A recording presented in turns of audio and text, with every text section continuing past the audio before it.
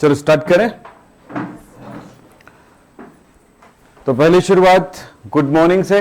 Good morning बच्चों। Good morning sir. तो start कर दें आज की क्लास। Yes sir. आज की क्लास में कुछ नया होगा। मोल वाला कॉन्सेप्ट हमने कंप्लीट कर दिए हैं, और ऐसा नहीं है कि मोल कॉन्सेप्ट को कंप्लीट कर दिए तो मोल आगे उपयोग नहीं होगा। आगे मोल उपयोग होगा, इसलिए मोल को छोड़ नहीं सकते, वो हर बार उपयोग होने वाला है। मोल एक बेसिक कॉन्सेप्ट है, याद रखना केमिस्ट्री का। क्या समझे आया? मोल एक बेसिक कॉन्सेप्ट, यानी कि आपकी जानकारी में मोल एक बेसिक नॉलेज है।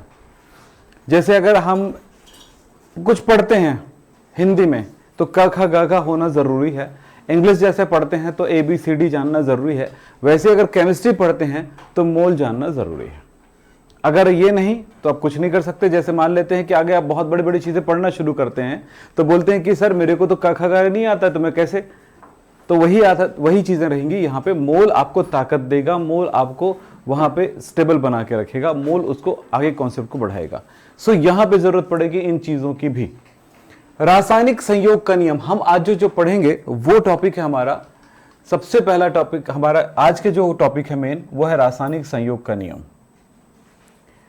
हम इस चैप्टर में लेक्चर नंबर 5 में जा रहे हैं। रासायनिक संयोग का नियम बहुत इंपॉर्टेंट है आपके लिए। जहां तक छत्तीसगढ़ बोर्ड की बात है तो बिल्कुल इंपॉर्टेंट है, ये सुपर इंपॉर्टेंट है। और दूसरी जगहों पर मोल कॉन्सेप्ट सबसे ज्यादा इंपॉर्टेंट रहता है। ठीक है, आपके यहां ये बहुत इंपॉर्टेंट है। ठीक है, सो ध्यान रखेंगे रासायनिक संयोग का नियम। यहां पर एक शब्द आ रहे हैं रासायनिक संयोग। ये रासायनिक अभिक्रियाएं क्या होती है? सिंपल एक बात समझो, रासायनिक अभिक्रिया है क्या? सिंपल सी आप बात समझो। खाने का सोडा आपने देखा है, उसमें थोड़ा सा नींबू डालिए, क्या होता है? गैस निकलता है। ये है रिएक्शन जो हो रहा है ना वहां पे, कि जो हमने उसमें क्या डाला, खाने का सोडा था, हमने डाला नींबू, तो वो क्या हो जाएगा वहां पे? वो पदार्थ अब नया चीज में परिवर्तित होने लगेगा, कार्बन डाइऑक्साइड वहां से निकल जाएगा। हमने डाला था सिट्रिक एसिड, खाने का soda, baking soda, sodium bicarbonate है। सोडियम बाइकार्बोनेट में हम लोग सिट्रिक एसिड डाले, सिट्रिक एसिड डाले तो सोडियम सिट्रेट बनाया, कार्बन डाइऑक्साइड बनाया, कार्बन डाइऑक्साइड गैस निकलती है, वो दिखती है हमको कि बुलबुले बन के निकल रहा है। गैस तो नहीं दिखेगा ऊपर क्या है, पर वहां तक तो दिखता है। तो ये प्रक्रिया है, ये रिएक्शन है कि क्या हो, इसको कहते हैं रासायनिक अभिक्रिया, ये जो हो रहा है। ठीक है, अब समझ में आ रही कि रिएक्शन होता क्या है? मोमबत्ती है, मोमबत्ती, पानी, कार्बन डाइऑक्साइड, और वो लाइट दे करके अपने आप को संपन्न कर लेती। तो क्या हुआ? मोमबत्ती जो है वो क्या था? मोम था, वैक्स था, हाइड्रोकार्बन था। ठीक है, वो हाइड्रोकार्बन अब किस में कन्वर्ट हो चुका है? अब वो कन्वर्ट हो चुका है पानी, कार्बन डाइऑक्साइड और लाइट में परिवर्तित हो गई। यही पानी, यही कार्बन डाइऑक्साइड और यही लाइट मिल जाए तो फिर से मोम बन जाता है। कैसे? सूरज की रोशनी कार्बन डाइऑक्साइड और पानी पे पड़ता है तो क्या बनता है? हाइड्रोकार्बन बनता है। पेड़ पौधे बनाते हैं इस चीज को, भाई खाद्य पदार्थ बनाता, सुन रहा है तो हाइड्रोकार्बन ही तो बना रही क्या? अब ये अलग बात है कि इन्हीं पेड़ पौधों से हमारे जितने भी पेट्रोल, जितनी भी चीजें हैं वो सब मिलती हैं। तो निर्मित कौन कर रहे हैं इन चीजों को? पेड़ पौधे। लेकिन पेड़ पौधों को चाहिए ऊर्जा, जब तक ऊर्जा नहीं मिलेगा तब तक नहीं होगा, जब तक पानी नहीं मिलेगा तब तक नहीं होगा, जब तक कार्बन डाइऑक्साइड नहीं मिलेगा तब तक नहीं बनेगा। समझ रहे हैं ना? तो एक खास प्रक्रियाओं से वो बनती है, लेकिन जब हम उसको जलाते हैं तो ये उसके शॉर्टकट तरीका है कि डायरेक्ट वो कार्बन डाइऑक्साइड और पानी बना ले और निकल जाए। तो ये सारी चीजें क्या है? एक रासायनिक क्रिया है। पौधे पर प्रकाश पड़ता है, पौधे हमेशा देखो, पौधे की सबसे बड़ी बात होती है कि उसका ग्रोथ कभी नहीं रुकता है, वो लगातार मरते दम तक वो बढ़ते रहता है। मरने का टाइम भी आ जाता है तो भी थोड़ा बहुत निकलना शुरू चलते रहता है, उसके पर तो कभी बंद नहीं होता है ना? यानी उसके बुढ़ापा भी आएगा तो भी कुछ ना कुछ तो करेगा उसकी बॉडी। वो इनका ग्रोथ इसलिए है कि उनको लाइट मिल रहा है, प्रकाश मिल रहा है, और वो उनको भोजन मिल रहा है, उनको एनर्जी मिल रही है। ठीक है, समझना यहां पे मेरी बात। रासायनिक संयोग यानी कि जो हमने अभी क्रिया कहा था, वो जो घटनाएं रासायनिक अभिक्रिया कहा था, वही रासायनिक संयोग कहलाता है। जो हमने क्या बोला था, एक सिंपल सा एक रिएक्शन और भी जानते हो आप लोग कि भाई सर हम लोग जानते हैं कि HCl है, HCl में जिंक धातु मिला दें तो ये ZnCl2 और Zn 2Cl रखेगा। आपको फॉर्मूला बनाना बताया था, क्यों रखता है, क्यों कारण है, क्या कारण है, वो आपको पता होनी चाहिए। तो जिंक की आवश्यकता 2। हमने बहुत कुछ पढ़ा है बेटा इस टाइम केमिस्ट्री में। जितनी चीज़ें तुमने अभी पढ़ा है ना, उतनी ही अगर आप एक बच्चे के पास नॉलेज हो जाए तो वो कॉलेज में भी पढ़ सकता है। इतना नॉलेज आपको इतने दिनों के अंदर दिया हमने। कितने दिनों के अंदर बोले? 16 दिन के अंदर, 15 दिन समझ लो अगर पिछले को देखे तो। और ये कम नहीं है, इसको बहुत अच्छे से रिवाइज करते रहना होगा। फिलहाल हम बात कर रहे थे, ये बन गया। और क्या हुआ? ZnCl2 बन गया और बन गया जगह हाइड्रोजन। तो ये Cl2 कहाँ से आएगा? 2 HCl रिएक्शन करेगा, ये बन गया। तो यहाँ पर क्या हुआ है? ये अम्ल है, toilet acid, hydrochloric acid, hydrogen chloride. Toilet acid इसलिए बोलते हैं कि टॉयलेट में साफ करने के लिए जो एसिड का उपयोग किया जाता है वो यही है, HCl। अब ये टॉयलेट में यूज किया मतलब गंदा चीज़ नहीं है। गंदा होता तो फिर गंदे में गंदा का डालेंगे, गंदे में साफ चीज डालेंगे ना साफ करने के लिए, ठीक है नहीं? अब ये मत बोलना कि टॉयलेट में यूज होता है तो गंदी चीज़ है। हार्पिक को मैं यहाँ पे रख लूँ, मैं खाना नहीं खा सकता बोले तो गंदी बात है। हार्पिक तो साफ सुथरी चीज़ है, गंदे तो तुम्हारे टॉयलेट है कि नहीं? कि ऐसा थोड़ी है कि मैं हार्पिक को ले आता हूँ तो टॉयलेट क्यों ले आता हूँ, हार्पिक अंदर रह जाती है, ऐसा थोड़ी है ना? तो ये थोड़ा सा मतलब अपनी मानसिकता को बेटा बनाना होता है ना। मानसिकता हम लोग गलत तरह से सेट करते तो गलत हो जाती है, ठीक है? चलो ये हो गया। वैसे भी टॉयलेट में बैठ करके आज आदमी खाना खा सकता है, नो प्रॉब्लम। क्यों? आज हमारे टॉयलेट्स अच्छे रहते हैं, साफ सुथरे रहते हैं। और कई लोग तो नाश्ता भी करते हैं, हम तो गाना बजाना वही करते हैं, है ना? अब वहाँ जाएंगे तो बढ़िया मोबाइल चालू करके पिक्चर देखते रहते हैं, है ना? ताकि 10 मिनट टाइम भी पास हो जाए, तब तक अपना पूरा प्रोसेस भी हो जाए। चलो आगे चलते हैं, ठीक है? तो ये कहानी समझ में आए बेटा? नहीं, बोलने हैं बेटा, बोलने, खुल के बोलने हर चीज़। क्योंकि जब तक खुल के नहीं बोलोगे साइंस का स्टूडेंट ना, तब तक हम जिंदगी में वो कुंठित हो जाएंगे, कमजोर पड़ जाएंगे। लोग कमजोर क्यों पता है तुमको? क्योंकि हर चीज को अच्छी वो ये बोल बोल के ना सब गड़बड़ कर दिए हैं। समझ रहे हो ना? ये मानसिकता बहुत गड़बड़ करता है। इसकी जगह पे बात करिए, सही रिजल्ट निकालिए, सही कंक्लूजन निकालिए और उन पे डिस्कस करिए एक दूसरे से। चलिए साहब, यहां पर बात करते थे रासायनिक संयोग। तो ये जो रासायनिक अभिक्रिया होती है ना, जो मैंने बताया था, जिंक को मैं HCl में डालूंगा तो वो हाइड्रोजन गैस बनाएगा और खुद भी कन्वर्ट हो जाएगा ZnCl2 में, याद भी हो गया होगा। तो ये जो प्रक्रियाएं हैं इसी को कहते हैं रासायनिक अभिक्रिया। और जो हमने लिखा है ना उस अभिक्रिया को प्रदर्शित करने के लिए, उसको रासायनिक समीकरण कहते हैं। समीकरण, इक्वेशन, इक्वेशन मतलब प्रदर्शित करना किसी चीज को। तो ये समीकरण है जो हमने लिखा था, लेकिन हुआ तो वो ना, तो जो हो रहा है उसका प्रदर्शित करने का तरीका। ये नहीं कि हमने जो लिखते हैं वो रासायनिक समीकरण है, रासायनिक अभिक्रिया है। ये रासायनिक अभिक्रिया नहीं है, रासायनिक अभिक्रिया का समीकरण है। शब्दों को ध्यान रखना बेटा, बहुत खुल खुल के बात कर रहे हैं इस बारे में, ठीक है? क्योंकि होता यही है कि हम किसी भी चीज को किसी भी चीज में सेट कर देते हैं। एक दिन की बात है, मैं बहुत छोटा था, कोई भी प्रोग्राम नहीं आता है रेडियो में, टीवी में आता है ना, तो सबसे पहले क्या बजता है? टाइटल सॉन्ग बजता है ना, ताकि हमको पता चले कि अब वो चालू हो रहा है, ताकि हम लोग अलर्ट हो जाए, एकदम कान लगा के सुन ले। हाँ, तो ये होता है ना, टाइटल सॉन्ग चलता है ना। अब हमारी वीडियोस में नहीं डालते, पहले डालते थे हम लोग। पुरानी वीडियोस देखना तो उसमें शुरू में कुछ टाइटल वो आता है, ठीक है? तो एक हमारे फूफा जी थे, बोले चौपाल निकल गया। चौपाल आता था रात में, तो मैं बोला अभी तो चल रहा है। बोले ये थोड़ी है, जो सॉन्ग आता है उसी को बोल रहा था चौपाल है करके। तो ये कुछ सोच है, मतलब उस टाइम चौपाल करके आता था। अभी भी आता है क्या रेडियो में, रायपुर का? सुना करो रे, रेडियो से ज़्यादा क्रिएटिविटी कहीं पे नहीं मिलेगा। वहाँ से क्रिएटिविटी तैयार करते आदमी, जो सोचता है ना वहाँ से, बिना देखे जिस चीज़ को देखो। एक पुस्तक पढ़ते हो, कहानी पढ़ते हो, एक कहानी देख लेना और कहानी पढ़ने में अंतर है। कहानी सुनोगे ना या पढ़ोगे ना तो आपके दिमाग में एक विजुअल आएगा, समझ रहे हो? एक विजुअल आता है, यानी आप अपनी तरह से दृश्य तैयार करते हो, ठीक है? लेकिन जब पिक्चर देख लेते हो ना उसी कहानी को बना बनाया, तो वो जो दिखाना चाहता वही दिखता है। हमारा दिमाग कुछ नया नहीं सेट करता है।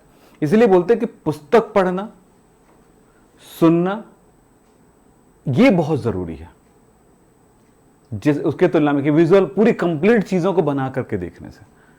याद रखिएगा इस चीज को।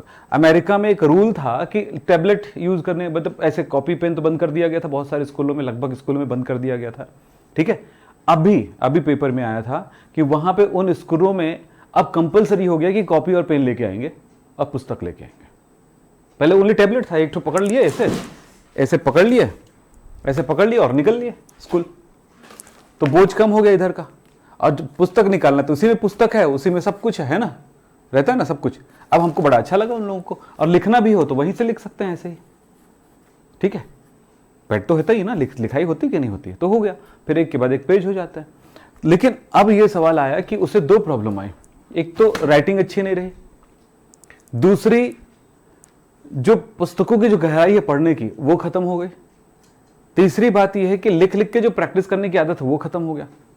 बहुत सारी बातें आती, तो ये जरूरी है कि आप लोग उसी बात को लेकर चले कि आपका ये सिस्टम हमने छोड़ा नहीं अभी तक। एक बात और बता दूं, इंडिया के बहुत सारे पार्ट में आपके जो कोर्स है 11th का कुछ कम हो गया है और 12th का बहुत कम हो गया है, ठीक है। एनसीईआरटी ने बहुत कम कर दिया, 16 चैप्टर में से 6 चैप्टर हटा दिया, तो 10 कितना बचा, 10 बचा। आपके यहाँ नहीं हटाया गया, मैं मानता हूं ये आपके यहाँ नहीं हटाया गया है ना, वो बेस्ट, मैं भी मानता हूं इस चीज को। क्यों? क्योंकि नहीं हटाया गया मतलब वो चैप्टर, वो टॉपिक जिसकी जरूरत आपको है सीखने के लिए, वो है इसमें आपके में। हाँ, लेकिन हाँ, कुछ चैप्टर ऐसा लगता है कि जिसकी जरूरत ना हो यार, फिर भी क्यों है, लेकिन मुझे लगता है कि उसकी जरूरत है, ताकि 12th मतलब कॉलेज जाने से पहले इतनी नॉलेज होनी चाहिए आप में। फिलहाल हम बात कर रहे थे रासायनिक संयोग। रासायनिक संयोग का मतलब समझ में आया, रासायनिक अभिक्रिया। रासायनिक संयोग का मतलब क्या हुआ, रासायनिक अभिक्रिया। संयोग क्यों बोला गया कि दो या दो से अधिक पदार्थ आपस में मिलते हैं, कुछ नई पदार्थ बनाते हैं, तो ये मिलना क्या कहलाएगा, संयोग। भाई मैंने खाने के सोडा में नींबू डाला, नींबू का रस डाला, तो नींबू का रस क्या बोला था, सिट्रिक एसिड है, तो वो फिर वहां पर क्या हुआ, रासायनिक संयोग ही तो हुआ। तो रासायनिक संयोग के नियम, तो यहां पर रासायनिक संयोग का नियम का मतलब यह हुआ, रासायनिक अभिक्रियाएं होने के लिए जो नियम होती हैं, यानी कोई रासायनिक अभिक्रियाएं संपन्न होने के लिए जिन नियमों का पालन करती है, उन नियमों को हम रासायनिक संयोग का नियम कहते हैं। क्लियर है? तो ये तो कोई बड़ी चीज नहीं हुई। तो मैंने क्या बताया, कोई रासायनिक अभिक्रिया संपन्न होने के लिए जिन नियमों का पालन करती है, उन नियमों को हम कहते हैं रासायनिक संयोग का नियम। क्लियर? जिन नियमों का पालन, क्लियर हो गया? अंडरलाइन बस याद रखना, जिन्हीं नियमों का पालन करती है। ये नियम 5 होते हैं, बाद में लिख लेना पूरा ना, यहां पे लिखोगे तो पूरा क्लास एक ही नियम पर खत्म हो जाएगा। नियमों को समझना बहुत आसान होता है। 5 नियम होते हैं। पहला कहलाता है, यहां पर लिखे, द्रव्यमान संरक्षण का नियम। इस शब्द को आप लोगों ने कभी पढ़ा होगा, ऊर्जा संरक्षण का नियम, लेकिन यहां पर यह द्रव्यमान संरक्षण का नियम, इसका नियम क्या है मैं बताऊंगा, पढ़ाऊंगा आपको। यानी इसको कहा जाता है द्रव्य की अविनाशिता नियम। क्या मतलब है बताऊंगा, पर ये तो एक नियम ये हुआ है ना, law of conservation of mass. दूसरा है स्थिर या निश्चित अनुपात का नियम, स्थिर अनुपात का नियम या निश्चित अनुपात का नियम, लॉ ऑफ कांस्टेंट प्रोपोर्शन। फिर थर्ड है गुणित अनुपात का नियम। पहला क्या है, द्रव्यमान संरक्षण का नियम, ये शब्द अच्छा नहीं, ये वाला पदार्थ की अविनाशिता का नियम मुख्य है ये। तो दोनों एक ही चीज है, दो अलग अलग तरह से बोला जा सकता है। क्यों दोनों अलग तरह से बोलेंगे, जब नियम पढ़ूंगा तो क्लियर हो जाएगा। तीसरा है गुणित अनुपात का नियम, दूसरा स्थिर अनुपात का नियम। याद हो गया, द्रव्यमान संरक्षण का नियम, स्थिर, गुणित। ओके, फिर इसके बाद है गैलुसैक का गैस आयतन संबंधी नियम, और अगला है एवोगैड्रो का नियम। तो हमारे पास टोटल हुए 5। एक्चुअली कुछ लोग इस नियम को इस नियम के साथ नहीं जोड़ते हैं, जैसे एनसीईआरटी में ये 4 नियम आपको दिखाई देंगे, ये नहीं दिखाई देगा। एक और नियम आपको दिखाई देता है तुल्य अनुपात का नियम, जो कि कुछ बोर्ड वालों में पढ़ाया गया, कुछ बोर्ड में नहीं पढ़ाया गया। जैसे एनसीईआरटी में देखे थे तुल्य अनुपात का नियम नहीं दिया गया है, ठीक है। आपके में वो तुल्य अनुपात का नियम है। अब मैं आपके लिए आगे क्लास में पढ़ा दूंगा कौन सा नियम, तुल्य अनुपात का नियम।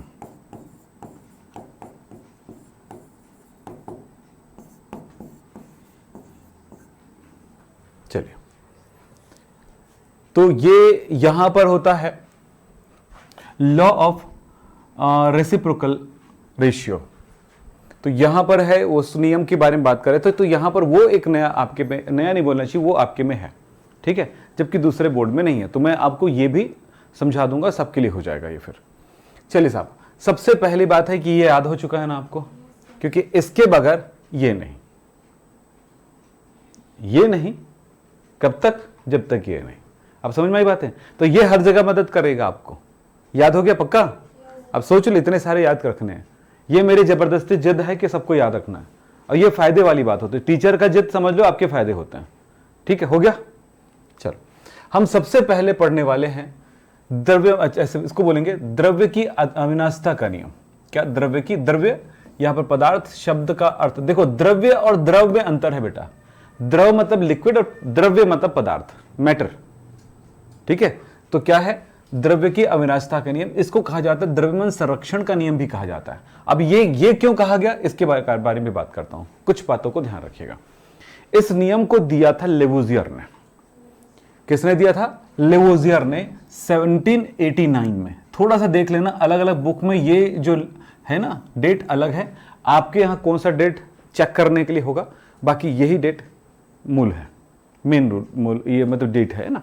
तो ये डेट का कोई फर्क नहीं पड़ता यार, आदमी 5 तारीख को पैदा हो या 4 तारीख को पैदा हो, दे के गया उससे मतलब है, उसने लड्डू बना के दिया ना, बस वही कहानी हमारी। बस हमें आके नहीं आया, क्या बोला मैं, वो 4 तारीख को हो या 5 तारीख को पैदा हो, बस आपका काम आया ना, है ना। अब भाई मैं चाहे वो 10 साल, मतलब मेरी उम्र चाहे वो 50 साल का हो, चाहे 10 साल का हो, 20 साल का हो या 70 साल का हो, इससे क्या फर्क पड़ता है, मैंने आपको ठीक से पढ़ाया ना, ये मायने रखता है ना, यही तो मायने रखता है ना, कि ऐसा तो नहीं है वो आदमी जवान है यार उसी पर पढ़ने जाएंगे है ना, या ठीक है, ऐसा तो नहीं होता ना, है ना। ऐसा होता होगा तो बताना, वो भी हम करवा लेंगे, अपने आपको जवान करवा लेंगे।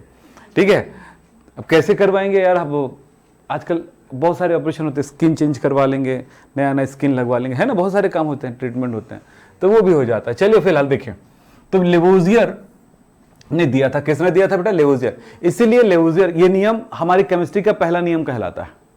अब ऐसा होता नहीं है, कोई नियम पहला नहीं होता है ना। क्या उन्हीं ने बनाया था क्या पूरी केमिस्ट्री दुनिया को, भाई हम समझते हैं उसको उस रूप में। तो लेवोजियर को कहा जाता है फादर ऑफ केमिस्ट्री, इसीलिए कि इस नियम को उन्होंने दिया। तो पहला नियम तो इसी का पढ़ रहे हो क्या। चलिए, तो इन्होंने क्या कहा था इसको जरा समझेंगे, मैं बोल रहा हूं, ध्यान से सुनना। कोई भी रासायनिक अभिक्रिया कराई जाती है तो इससे पदार्थ को ना उत्पन्न किया जा सकता है और न ही नष्ट। रासायनिक अभिक्रिया के द्वारा पदार्थ को ना तो उत्पन्न कर सकते हो और न ही नष्ट, केवल उसे दूसरे रूप में रूपांतरित कर सकते हो। आसान हो गया, क्या बोला मैंने, हाँ, रासायनिक अभिक्रिया से पदार्थ को ना उत्पन्न किया जा सकता। जैसे हम लोग बोलते हैं ना बेटा, चलो मुझे सोडियम, मैं बोल रहा हूं यहां पे, मुझे जिंक क्लोराइड चाहिए, अभी बात करूं, मुझे जिंक क्लोराइड चाहिए, तो फिर जिंक क्लोराइड मेरे पास तो है ही नहीं है, पर मेरे पास तो जिंक है, सही है, मेरे पास क्या है, HCl है। इन HCl में मैं जिंक जैसे डालता हूं, ये बन जाता है ZnCl2 और हाइड्रोजन गैस निकल जाएगा, क्योंकि देखो 2 क्लोरीन निकला तो फिर 2 HCl लगेगा नहीं, तो ये इस तरह से ये निकल गया। तो मुझे क्या चाहिए था, जिंक क्लोराइड। अब ये बोलोगे सर बनाए तो है ना, बिगड़ा क्या है, ये बिगड़ा है ना बेटा, इसके भी तो खर्चे लगे हैं ना, है ना। कुछ लोग टीवी में, उसमें यूट्यूब में दिखाते हैं फ्री एनर्जी, कुछ मशीन चला के दिखाते हैं, रेगुलर चलती रहती, आता है ना, देखियो रेगुलर चल रहा है। अरे भाई तू पूरा वीडियो दिखा ना, 1 घंटे तक चालू में ऐसे रख ले, हाथ ले, और कहीं पे वायर मत लगा, वो लोग बेवकूफ बना रहे होते हैं, कुछ भी उल्टा सीधा बनाते हो, चलता रहता। अगर इतना अच्छा होता तो मैं तो एक ही काम करता, वो वाला जो रूम है ना आखिरी वाला, उस रूम में मैं बढ़िया, या फिर ऐसे करता, जो बड़ी सी बिल्डिंग बना रहा हूं ना, उसमें सारे फ्री एनर्जी वाला मशीन लगवा देता और सबको बिजली बेचता है लोग, सही है ना। तो आप क्या बोलते हैं, गवर्नमेंट बेचने देगा, क्यों भाई, दुनिया की हर चीज बेच सकते हो जो आपके पास है, कोई इसमें मनाही तो है ही नहीं है, और मैं दूंगा, बेचूंगा तो दूसरों को फायदा भी तो होगा।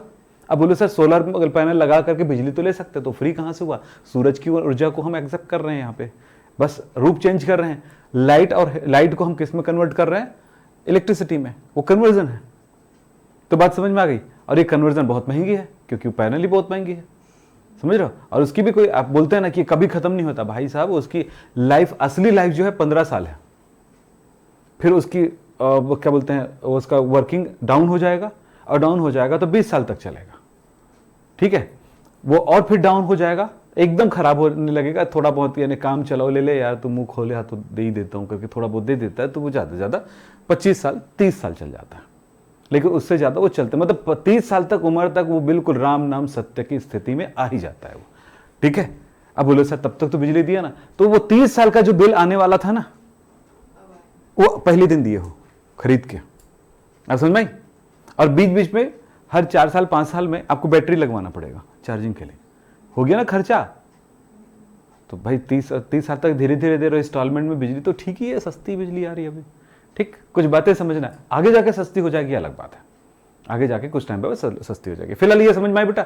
तो रासायनिक संयोग का नियम क्या है?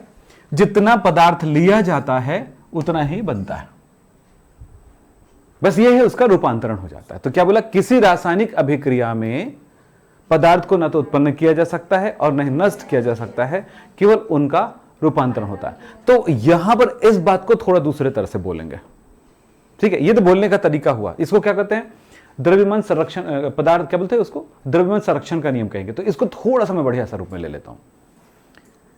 अभिक्रिया में भाग लेने वाले पदार्थ का कुल द्रव्यमान, जैसे मान लेते हैं इसका द्रव्यमान है W1 और इसका द्रव्यमान है W2, एकदम बढ़िया, एक बार याद हो जाएगा, फिर हम लिखा हुआ दे देंगे, फिर आपके लिए आसान हो जाएगा। इसका द्रव्यमान है W3 और इसका द्रव्यमान है W4। कौन? इसका द्रव्यमान को हो सकता है इतने ग्राम, ये है, ये इतने ग्राम हो सकता है। तो फाइनली हम क्या कर रहे हैं, देखो ध्यान से। तो नियमानुसार क्या होगा? नियमानुसार होगा W1 plus W2 is equal to W3 plus W4। थोड़ा समझ लो क्या बोल रही है। अभिक्रिया में भाग, अच्छा बेटा, जो अभिक्रिया में भाग लेता है उसको क्या कहते हैं? अभिकारक कहते हैं। अभिकारक, अभिकर्मक, रिएजेंट। याद रहेगा? ये मिटा दूंगा मैं इसको, याद रहेगा? नहीं रहेगा तो कभी कहीं भी रफ में लिख लिया करें। और जो बनता है उसको कहते हैं उत्पाद। बनता है उसे क्या कहते हैं? उत्पाद, यानी प्रोडक्ट। ठीक है? जो अभिक्रिया में भाग लेता है, जिस चीज को हमने उपयोग में लाया है उसे क्या कहेंगे? Reagent R. और जो बनता है उसे क्या कहते हैं? उत्पाद। क्लियर है? प्रोडक्ट। तो रिएजेंट से प्रोडक्ट। अब सुनो मेरी बात, पर बोलते समय कैसे बोलेंगे? अभिकारकों का कुल द्रव्यमान, ध्यान रखिएगा, अभिकारकों का कुल द्रव्यमान, देखो क्या है? कुल द्रव्यमान, अभिकारक का द्रव्यमान, दोनों को जोड़ दिए तो, और ये किसका द्रव्यमान है? उत्पाद का कुल द्रव्यमान। अभिकारकों का कुल द्रव्यमान उत्पाद के कुल द्रव्यमान के बराबर होता है, या उत्पाद का कुल द्रव्यमान अभिकारक के, जैसे भी बोल सकते, उल्टा बोल सकते, बराबर है तो ठीक है।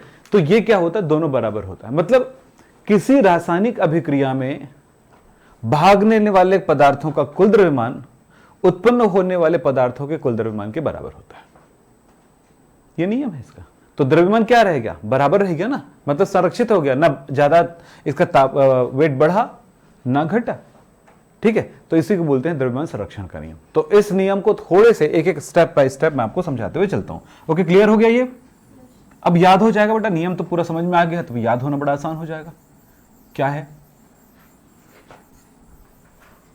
ये थोड़ी इतिहास थी जानकारी के लिए, असली कहानी तो यहां से शुरू होगा। ये नियम को हम कैसे बोल सकते हैं? न, क्या लिखा है पढ़ो,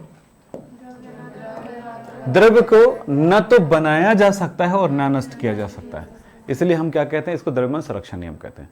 तो क्या द्रव्य को न तो बनाया जा सकता है न नष्ट किया जा सकता है, ये बात यानी यहां पर सामने लिख देते हैं रासायनिक अभिक्रिया से।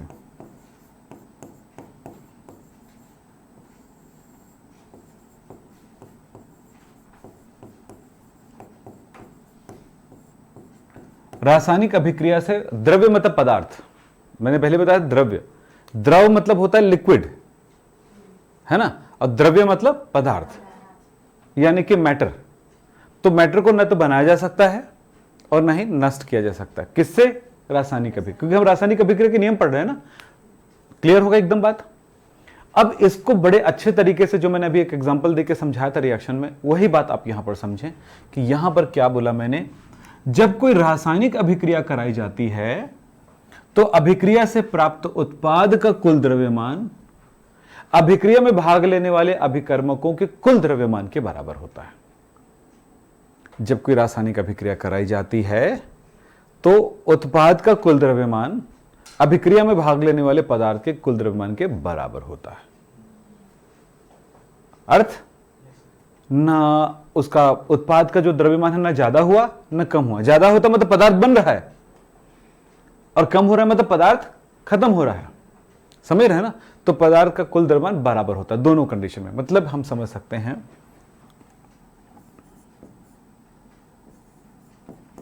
अर्थात हम ये कह सकते हैं अभिक्रिया, मान लेते हैं एक अभिक्रिया है A + B gives C into D. इसके द्रव्यमान कितना मान लेते हैं? चलो इसका द्रव्यमान है, ए के द्रव्यमान को मैं डब्ल्यू ए मान लेता हूं, बी के द्रव्यमान को डब्ल्यू बी मान लेता हूं और सी के द्रव्यमान को डब्ल्यू सी दर्शाने के लिए। आपको पता है ना, मैं दर्शाना बताया था कैसे किसी चीज को दर्शाया जाता है, और डब्ल्यू डी। तब नियमानुसार क्या होगा? नियमानुसार क्या होने वाला है? नियमानुसार हम कह सकते हैं कि W A plus W B is equals to W C plus W D. क्या कहता है ये? अभिकर्मकों का कुल द्रव्यमान, उत्पाद का कुल द्रव्यमान। तो किसी भी रासायनिक अभिक्रिया में जो पदार्थ उत्पन्न होता है उसका द्रव्यमान अभिक्रिया में भाग लेने वाले पदार्थ के द्रव्यमान के बराबर होता है। क्लियर एकदम? बोलेगा तो नहीं? ये प्रथम नियम है। क्या नियम है? द्रव्य की अविनाशिता, द्रव्य नष्ट नहीं होते हैं। यानी कि जिंक को आप नष्ट नहीं कर रहे थे, आप जिंक क्लोराइड बन गया, अलग बात है ना भाई। सलमान अगर ऐश्वर्या शादी कर ले तो ऐश्वर्या का पति कहलाएगा, बाकी तो सलमान तो सलमान ही है। हाँ, सलमान अगर संगीता बिजलानी से शादी कर ले तो उसका पति कहलाएगा, है ना। किसी से भी कर ले, तापसी पन्नों से कर ले तो तापसी पन्नों का कहलाएगा। अब वो किया नहीं, अलग बात है, ठीक है, उसी का पति कहलाएगा ना। आप जानते हो ना, जैसे अरबाज लोग हैं, ये तो हमेशा चेंज होते रहते हैं। आमिर खान तो बहुत सारे चेंज कर डाले हैं, तो बहुत लोगों का अलग अलग टाइम पे अलग अलग पति कहलाना, लेकिन है तो आमिर ना, वो कहीं तो नहीं गया ना, वो नष्ट तो नहीं हुआ ना, या कोई नया तो बन नहीं गया ना। बात समझ में आई बातें? तो वही कहानी इसके साथ है कि जो पदार्थ है, जिंक खुद रहता है कुंवारा तो जिंक है, क्लोराइड के साथ है तो जिंक क्लोराइड कहलाता है, ऑक्सीजन के साथ है तो ऑक्सीजन जिंक ऑक्साइड कहलाता है। डिपेंड, समझ में आया ना? अब ये तो जिंक खराब तो नहीं हो गया, या जिंक तो नष्ट तो नहीं हो गया, या नया जिंक तो नहीं बन गया, लन्ना मुन्ना, ऐसा तो कुछ हुआ क्या? कभी नहीं होता है। यही बात समझो कि हमारा जो शरीर बना हुआ है ना बेटा, हमारा जो शरीर है, हम नहीं है, हम इन्हीं चीजों से बने हैं। कुदरत से आ रही सामान और कुदरत को जा रही सामान, समझ रहे हो ना। तो आपने देखा होगा, आदमी मर जाता है तो गायब नहीं हो जाता, अरे मर गया। फिल्मों में दिखाते नहीं, आदमी एकदम अचानक गायब हो जाता है, कहीं पे जाके प्रकट हो जाता है। मरता भी तो सेम शकल सूरत रहता है, कोई चेंज हो जाता है क्या शकल सूरत? नहीं होता नहीं। अरे ये तो मेरे बाप नहीं लग रहा है, कोई डोकरा बोलता है, ऐसा हो सकता है क्या? नहीं बोलते ना। तो क्या है, वो वही है ना। नहीं, वो बच्चे चिल्लाते चिल्लाते, पापा पापा वो दादा कैसे हो गए हैं, वो दूसरे दादा दिख रहे हैं, दादी को पता दे क्या, है ना। तो दादी जाके, वाह तो अच्छा लग रहा है, बड़ा खुश। तो ऐसा कुछ चेंज नहीं, कोई भी चेंजेस नहीं होता ना, नहीं होता ना। तो रिएक्शन के बाद भी कोई भी स्वरूप चेंज नहीं होता है, समझ रहे हो। अब उसको करने की बारी है कि प्रकृति को वापस कर देना है। कार्बन डाइऑक्साइड, कार्बन डाइऑक्साइड, जल वगैरह, एनर्जी सबको वापस कर देने का टाइम आता है। नहीं, राम नाम, यानी कहां मिला देना? राम के नाम में मिला देना। ठीक, समझ में ही बातें? जो चीज मजाक लग रहा है, मजाक नहीं कह रहा हूं, वो सच है ना। हर जिंदगी एक ही चीज है, यानी मटेरियल से बनते हैं, है ना। बोलते नहीं भगवान कहां से आया था? स्वर्ग से। अबे पैदा ही हुआ था कहीं ना कहीं से। कौशल्या उसकी मैया है, दशरथ उसके पापा हैं, पता है ना आपको। ऐसे करके बात बताना पड़ता है। नहीं तो बात यह बेटा, यहां पे मजाक, और मैंने बोला हर बार जितना दिमाग खोल के करोगे उतना दिमाग दुनिया चलेगा आपका बेहतरीन। ठीक है, क्लियर हो गया? बात समझ में आ गई? अब इस बात को प्रूव करने के लिए लैंडोल्ट ने प्रयोग किया था। ये तो नियम आपको बता दिया, तो किसने प्रयोग किया था? लैंडोल्ट ने प्रयोग किया था। इसका प्रयोग बता देता हूं आपको। लैंडोल्ट ने कैसे प्रयोग किया था वो बताता हूं। उन्होंने क्या किया, इस टाइप का एक उपकरण लिया। परीक्षा में क्या लिखना है आपको साफ समझ में आ गया है? नियम ही तो लिखना है, और नीचे वो लिख देना है, लैंडोल्ट का प्रयोग लिख देना, ये इसी का नियम चल रहा है। तो उन्होंने क्या किया, ऐसे दो बल्ब वाले एक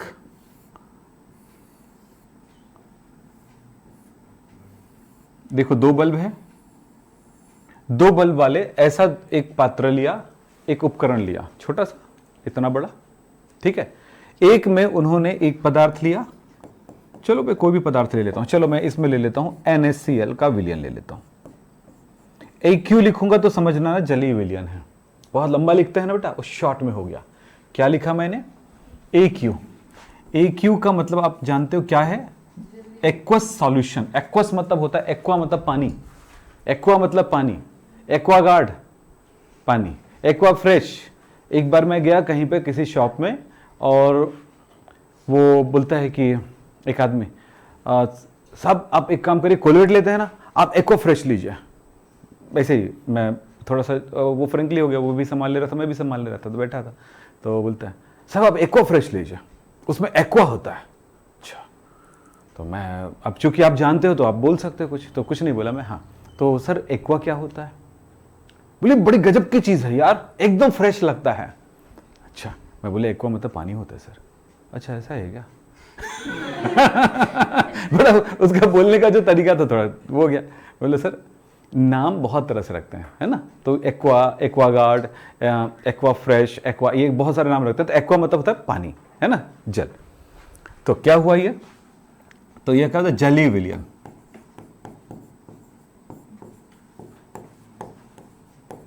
कोई भी जल में घुला हुआ विलयन होगा उसको हम क्या कहेंगे? AQ से दर्शाएंगे, एक्वस सॉल्यूशन, एक्वस सॉल्यूशन। ठीक है, ये जानकारी के लिए था।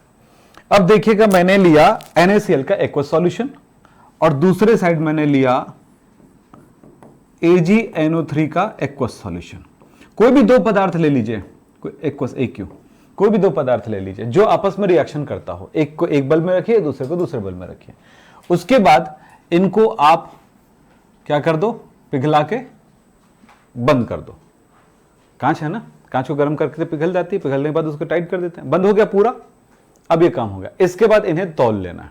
मैं क्या क्या कह रहा हूं ध्यान से सुनिएगा। ये क्या क्या किया बताओ तो?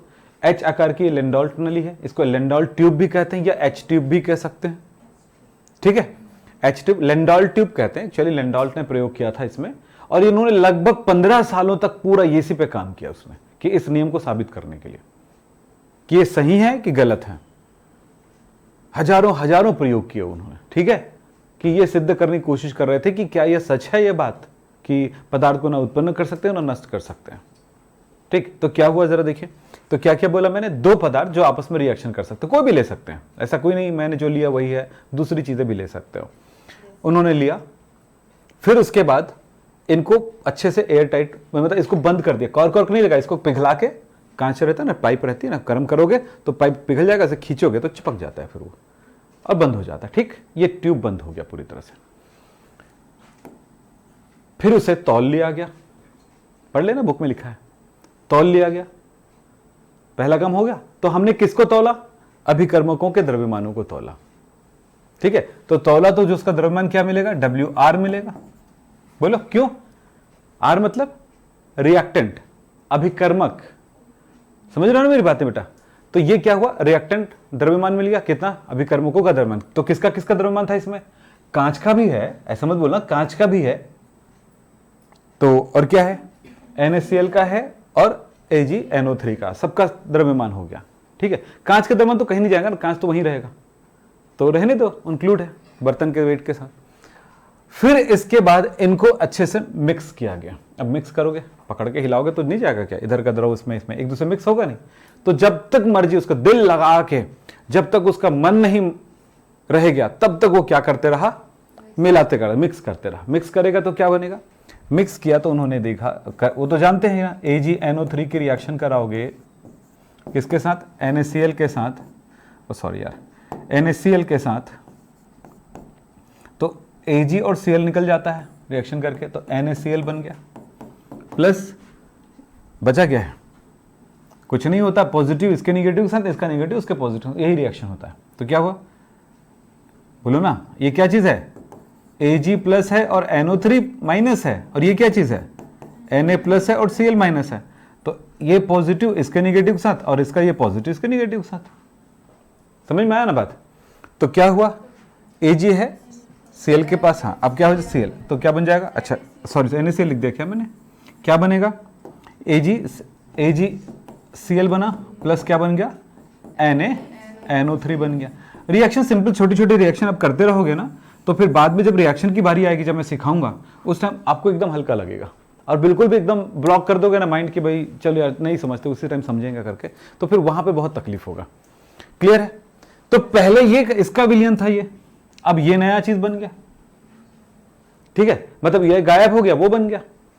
अब ऐसा मत बोला सर कहां पे बना Ag और कहां पर Cl, तो दोनों मिक्स हो जाएगा बेटा, मिक्स कर दियो तो ठीक है, मिश्रण ही मिलेगा ना। ऐसे थोड़ी होगा यहां पर मैं AgCl आ जाता हूं, यहां पर ऐसा कुछ नहीं होगा ना, ये ध्यान रखिएगा।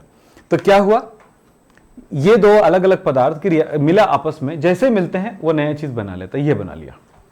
तो उसके बाद फिर से तौल लिया इसने, रिएक्शन करने के बाद, मिलाने के बाद फिर से तौल लिया। तौलने के बाद उसका द्रव्यमान मिला हमें WP, यानी कि उत्पादों का कुल द्रव्यमान हो गया। जब उन्होंने देखा कि दोनों द्रव्यमान, अब हो सकता है एक कॉपी के पेज में वो द्रव्यमान लिख ले, दूसरे कॉपी पेज में हमने लिख, अपने मजाक से बोल रहे हैं, ठीक है। तो अब देखें, अभिक्रिया के पहले जो द्रव्यमान था ना, रिएक्शन कराया इसने, अपने प्रयोग में क्या देखा, रिएक्शन कराया, उससे पहले उन्हें तौल के देखा था, उतना ही द्रव्यमान दिख रहा है। तौलने के, रिएक्शन कराने के बाद फिर तौला, फिर उतना ही द्रव्यमान है। मतलब सीधी सी बात है, क्या है, दोनों का द्रव्यमान बराबर होता है। क्या सिद्ध हुआ, द्रव्य की अविनाशता का नियम सिद्ध हुआ। मतलब किसी रासायनिक अभिक्रिया से पदार्थ का कुल द्रव्यमान में कोई भी परिवर्तन नहीं आता है। तो उन्होंने, इसलिए हमने इसकी परिभाषा क्या लिखी है, आपको देखे होगे, द्रव्य की अविनाशता का नियम क्या लिखे हैं, क्या लिखे हो, द्रव्य की नहीं, पदार्थ की क्या लिखे हमने यहाँ पे सिस्टमेटिक तरीके से क्या लिखे, हाँ यहाँ पे लिखे, जब कोई रासायनिक अभिक्रिया कराई जाती है तो उत्पन्न होने वाले उत्पाद का कुल द्रव्यमान अभिक्रिया में भाग लेने वाले पदार्थों के कुल द्रव्यमान के बराबर होता है। सिंपल, याद हो गया ना। किसने दिया था, लेवोजियर ने दिया था। कब दिया था, 1789 में। याद तो हो गया, पूरा नियम याद करा दिया। लेकिन बेटा इतना टाइम मेरे पास भी नहीं रहेगा किसी चीज को याद कराने का, ठीक है। तो थोड़ी हम लोग धीरे धीरे करके अपनी स्पीड बढ़ाएंगे, ठीक है, और आप लोग भी अपना स्पीड बढ़ाना है ना, ठीक है। चलिए अब हम दूसरे नियम पढ़ते हैं। ये क्लियर हो गया अपना। अब दूसरे नियम पढ़, वैसे इसका ना हम लोग न्यूमेरिकल भी करेंगे तो बिल्कुल इजी वे में हो जाएगा, अभी नहीं, टाइम लगेगा। स्थिर अनुपात का नियम, इसको दिया था जोसेफ प्राउस्ट ने 1799 में, याद रखेंगे। किसने दिया था, law of constant proportion. Constant proportion, स्थिर अनुपात, स्थिर अनुपात का नियम, स्थिर, निश्चित, फिक्स। इन्होंने कहा है कि कोई भी पदार्थ हो, कोई भी कंपाउंड हो, है ना, कोई भी यौगिक हो, उसे आप किसी भी विधि द्वारा बनाओ या किसी भी स्रोत से प्राप्त करो, उसमें उनके तत्वों के द्रव्यमानों का जो अनुपात होगा हमेशा स्थिर रहेगा। मैंने क्या कहा, कोई भी यौगिक हो, जैसे मैं एक एग्जांपल ले लेता हूं, जैसे जल है, ठीक है, पानी है। पानी को मैं कई तरह से प्राप्त कर सकता हूं, पता है, उतई से भी, उतई के कुआं से, नाली से, गटर से, कहीं से भी प्राप्त कर सकता हूं, ठीक है। वैसे उतई से भी प्राप्त कर सकता हूं, तो पतौरा से भी प्राप्त कर सकता हूं, खोपली से भी मिलेगा, है ना, दिल्ली से भी मिलेगा, मुंबई से भी मिलेगा, अमेरिका चले जाते हैं वहां से भी मिलेगा, दुबई से भी मिलेगा, कहीं से भी मिलेगा पानी, ठीक है। लेकिन उस पानी में ये, इसमें कौन से तत्व से बना हुआ है, हाइड्रोजन और ऑक्सीजन से बना हुआ है। तो क्या है, इसमें हाइड्रोजन है और ऑक्सीजन है। हाइड्रोजन का कुल द्रव्यमान इसमें कितना दिख रहा है, 2। एक हाइड्रोजन का एक द्रव्यमान, तो 2 हाइड्रोजन है 2 द्रव्यमान। अणुभार, परमाणु भार कितना होता है, 1 ना, तो 2 के लिए 2 हो गया। और इसका किसका कितना होगा, 16। तो इसके अनुपात क्या है, 1:8। तो जब भी कोई भी मतलब पानी कहीं से भी प्राप्त करूंगा, उसमें हाइड्रोजन और ऑक्सीजन के द्रव्यमानों का अनुपात हमेशा 1:8 ही रहेगा, निश्चित रहेगा, कहीं से भी पानी लाऊं, है ना। अब ये मत बोलिएगा सर गंगा के जल का थोड़ा अलग तो होगा ना, दिव्य शक्ति है, ठीक है भाई। दिव्य शक्ति का क्या मतलब होता है, पानी के हर पानी में दिव्य शक्ति है। दिव्य शक्ति का मतलब क्या है, फसलें उगाती है, और क्या दिव्य शक्ति हो सकता है, हमें जिंदा रखती है, वो उससे ज्यादा दिव्य शक्ति क्या हो सकता है, ठीक है। प्रकृति को मेंटेन करता है, उससे ज्यादा दिव्य शक्ति क्या हो सकता है। वही तो दिव्य शक्ति है ना, कि अपने आप कोई स्पेशल दिव्य शक्ति आ जाता है, पानी छिड़क गया। कभी ऐसा होता है ना, कहीं भी जाते हो पूजा पाठ में तो ऐसे पानी छिड़क देते हैं, ये मन की वहम है और कुछ थोड़ी है। या फिर ऐसे देते हैं तो ऐसे कुछ स्पेशल होता है, हा? कभी स्पेशल होते देखे, कभी हो गई नहीं, चिंता मत करिए। अब बोले मन का खेल है, तो मन का खेल है घर के पानी में ये क्यों नहीं करते हो, फिर वहां भी मन बनाओ ना, वहां भी बनाना पड़ेगा ना। सेम सेम इफेक्ट जो मंदिर में करते वो इफेक्ट घर में भी कर लो, है कि नहीं? समझने वाली बात है। अब दवाई को चाहे तुम घर में खाओ या मंदिर में खाओ, मतलब तो असर तो उतना ही करेगा। जहर को घर में खाओ या मंदिर में खाओ या फिर सीधे शमशान में जाके खाओ, असर तो एक ही जैसा करेगा। हाँ, फीलिंग अलग रहेगी। घर वाली मरने का फीलिंग अलग है, शमशान में फीलिंग अलग है, मंदिर में फीलिंग अलग है, बस। बाकी तो असर सेम है कि नहीं? समझ में आ रही बातें? वैसे दवाई के साथ भी सेम असर है, बस फीलिंग अलग होगी। तो भाई मंदिर में जाके खाओगे तो मंदिर का पैसा देना पड़ेगा ना, फीस देना पड़ेगा। फ्री में नहीं होता ना, मंदिर होता है ना मस्जिद होता है ना, शमशान भी फ्री में नहीं होता है। आदमी जलाने जाते हैं, पैसा लगा पटाओ होता है, समझते हो ना? हर जगह पे पैसा लगता है बेटा। चलो क्लियर है, बात समझ में आ गई? मैंने क्या बोला? कोई भी यौगिक हो, किसी भी यौगिक में उनके तत्वों के द्रव्यमानों का अनुपात हमेशा स्थिर रहता है। क्या बोला? किसी भी यौगिक में उनके तत्वों का, यानी अवयवी तत्व मतलब वहां पे जो है, जो भी एलिमेंट्स है, उन तत्वों के द्रव्यमानों का अनुपात हमेशा स्थिर रहता है। तो पानी तो एक ही होगा, H2 ही होगा ना। अब बात हुई किसी भी सोर्स से प्राप्त करो या कहीं से भी प्राप्त करो या किसी भी विधि से प्राप्त करो। कई विधियों से प्राप्त कर सकते हैं। जैसे मैंने कहा कि भैया NaOH क्षार है, HCl अम्ल है, तो NaCl बन गया, बोलो। और क्या बच गया? इधर OH बचा है, इधर H बचा है, क्या हो गया? H2O। चाहे किसी रासायनिक अभिक्रिया से प्राप्त करो, Cl है ना, अच्छा नहीं छपा क्या? हाँ, किसी भी विधि से प्राप्त करो, चाहे रासायनिक अभिक्रिया से। अब बोले यार रासायनिक अभिक्रिया से प्राप्त होने वाला पानी अच्छा नहीं होता है। पानी शुद्ध होनी चाहिए, बस इतनी कहानी। पानी में और कोई भी चीज ना मिला हो ये जरूरी है ना? पानी में कोई चीज ना मिला हो ये जरूरी है कि पानी में मिला हुआ, जैसे गटर का पानी एकदम क्लीन कर दिया, निकाल के साफ कर दिया, पी सकते हो? नहीं पी सकते? हर कोई पीता है, रोज पीता है, गटर का पानी ही पीते हैं हम। बोले सर कैसे? ये जितने पानी जा रहा है गटर का, वेपराइज होता है, कुदरत ले लेती, कुदरत से। बोले सर छान के पी रहा, तो वही तो मैं कह रहा हूं, पानी को छान के पियो, क्लियर करके पियो। अब कुदरती तौर पे करो या अच्छा? बोले सर कुदरती तौर पे होता है ना तो बहुत फ्रेश होता है। मैं बोलूं बारिश के पानी को उठा के मत पी लीजिएगा, उसमें जो इन्वायरमेंट में जो खुला रहता है ना, वो चीजें अगर आएंगी तो आपके लिए हानिकारक होगा वो, समझ रहे हो ना? तो ये सब अलग अलग बात है। अभी पहली बारिश होगी तो बिल्कुल भी मत पीजिएगा, क्योंकि अक्सर होता है पहली बारिश में हम भीगते हैं तो क्या बीमार पड़ते हैं ना। क्यों? हाँ, क्योंकि उसमें बहुत सारे जो मतलब ऐसे जर्म्स हैं जो हमको बीमार कर सकते हैं। हाँ, बारिश रेगुलर हो रही है तो 5-6 दिन 10 दिन बारिश हुई, 5 दिन बारिश हुई तो 6वां दिन बड़े आराम से नहाओ, घुलन के नहाओ, है ना, पटक के नहाओ, जैसा भी करो। बात समझ में आ गया बेटा? मैंने क्या बोला समझ में आया? इसको मैंने आपके सामने लिख के रखा है ताकि इस चीज को आप कर सकते हैं। स्थिरानुपात का नियम क्या कहता है? किसी यौगिक, देखो एकदम याद भी हो जाएगा, किसी यौगिक में उसके तत्वों के द्रव्यमानों में एक निश्चित अनुपात होता है, चाहे उन्हें किसी भी विधि या किसी भी स्रोत से प्राप्त किया जाए। हो गया? याद हो गया? सिंपल उदाहरण दे देता हूं, ठीक है? समझ में आई? कोई भी यौगिक ले लेना यार, कोई फर्क नहीं पड़ता। याद हो गया? तो पहला नियम याद है कि नहीं? लेउजर ने जो दिया था, कब दिया था? 1789 में। और इसने 1799 है क्या? हाँ 1799। मैं वो डेट कभी याद नहीं रखता, ठीक है, मेरी आदत है। मेरे को एक दिन पूछती है मैडम जो है, आज कोई खास दिन है? मैं बोला हाँ क्यों नहीं, क्या खास है? मैच के जाने वाले हो? नहीं और कुछ? तो मैं बोला नहीं, अब मेरे को याद था ये अलग बात है, पर वो खास दिन पता नहीं क्यों, बर्थडे उसी दिन क्यों आता है, मेरा आज भी आ सकता है। अब मजेदार बात बताता हूँ, इस सैटरडे की बात बताता हूँ ना, सुनोगे मजा आएगा। सुनो नहीं, फ्राइडे की बात है, ठीक है, मजेदार बात बताऊँ, एकदम मजेदार। फ्राइडे की सैटरडे, हाँ फ्राइडे की बात है, ठीक है।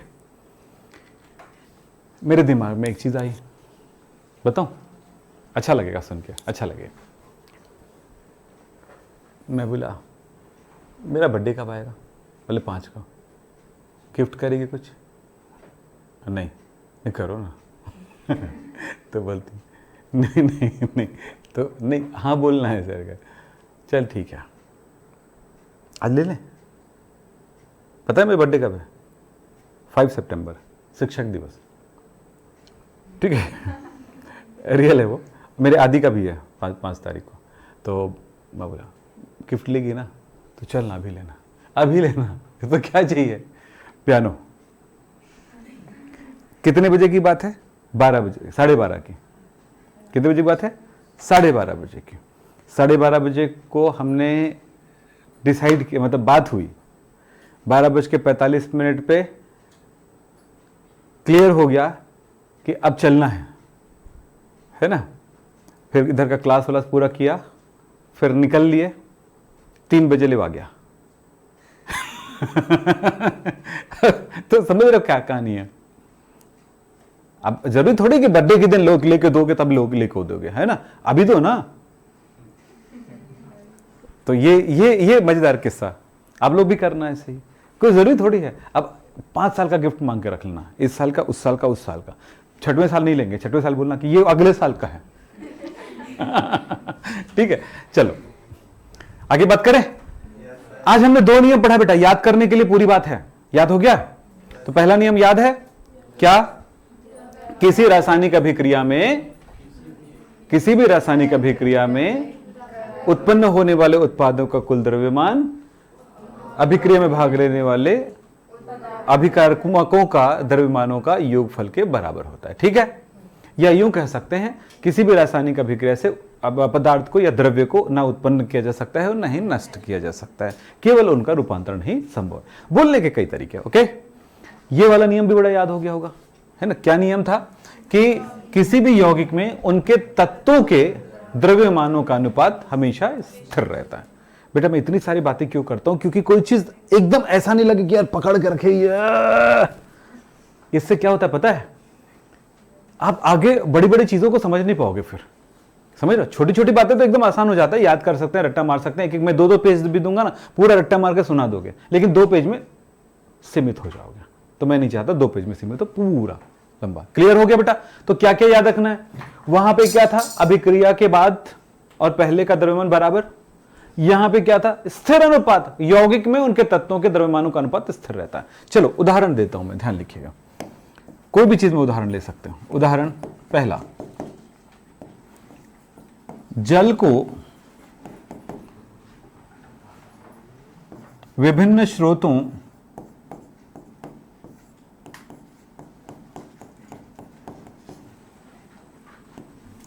स्रोतों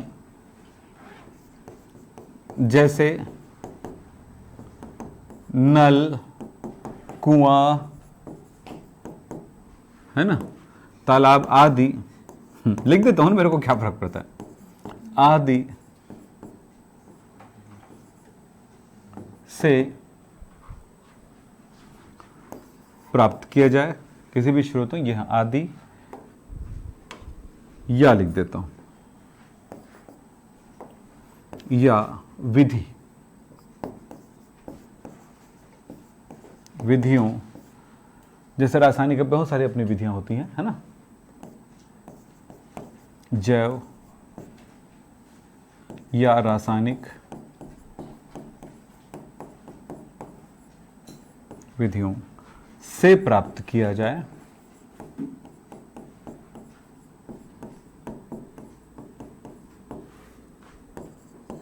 उसमें हाइड्रोजन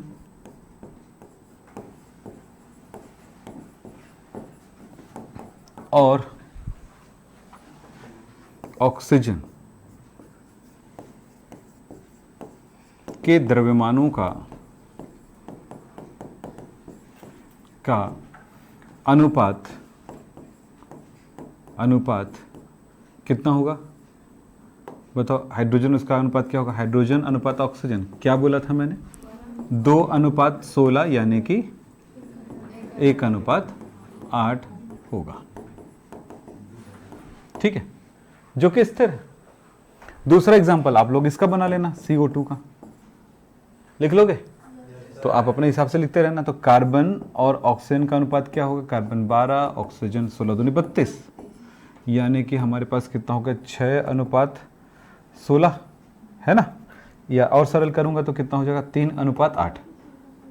यस, 3:8 सरलतम अनुपात में। ठीक है नहीं, क्या हो गया बेटा? 16 दूनी 32। ठीक है, तो ये हुआ, तो 3:8 होगा उसमें हर जगह पे, क्या कार्बन डाइऑक्साइड कहीं से मिले। ठीक है, तो समझ में आई बातें? तो ये नियम हुआ। अब आपको कहूँगा जो और अगला नियम है ना, उसको एक बार अच्छे से ऐसे ही पढ़ के आना। अब पढ़ सकते हो, आपके पास बुक है, पुस्तक में पढ़ सकते हो, शुरू में ही लिखा हुआ है रासायनिक संयोग का नियम, तो इसको पूरा पढ़ के आना ताकि मैं 3 नियमों को कल कवर कर सकूँ। कल का नियम बड़े बड़े हैं, तकलीफ दे है, आज का नियम आसान था। ठीक है, कल का नियम थोड़ी कठिन है, जैसे हम पढ़ेंगे गुणित अनुपात का नियम, वो कठिन है। तुल्य अनुपात का नियम भी पढ़ाऊंगा जैसे कि मैंने कहा था, फिर उसके बाद और भी नियम है उसको करा दूंगा। तो आज की बातें यहीं पे समाप्त करें। हाँ, नमस्कार, धन्यवाद। Thank you, sir.